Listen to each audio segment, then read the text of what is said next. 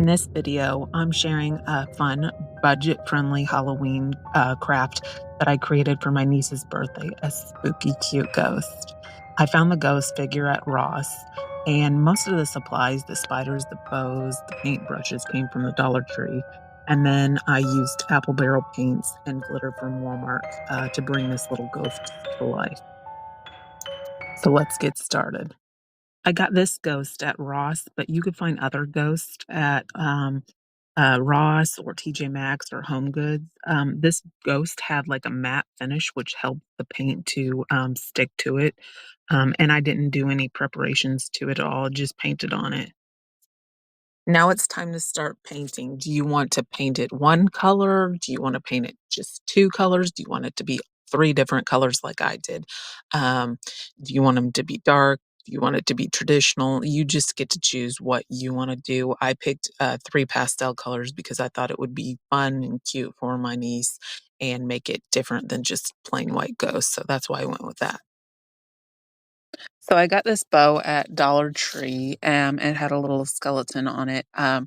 It looks cute as it is, but it doesn't really work with the color scheme that I'm doing with the ghosts. So I am painting it with purple apple barrel paint. And then I am going to use this chunky pink glitter I got at Walmart and sprinkle over the top.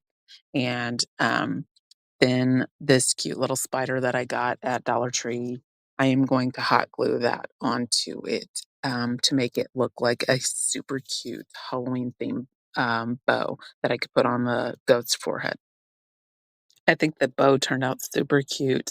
I ended up making the bow because my niece is a cheerleader and I thought it would add a cute little touch to it for her.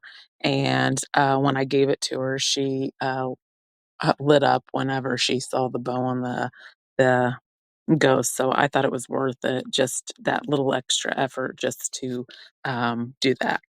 I had to paint the bottom layer just a little bit darker because it wasn't showing up in the camera very bright. So I moved on to another ghost project, and this one had a glossy finish. So I had to apply paint several different times because it just kept sliding off like in the picture. I used a pink gloss paint, and that one just went on smoothly. After I finished painting all the layers of that ghost, I took it outside and sprayed it with some Rust-Oleum clear gloss paint. And then I moved on to my final ghost project. And that one I did a very light purple.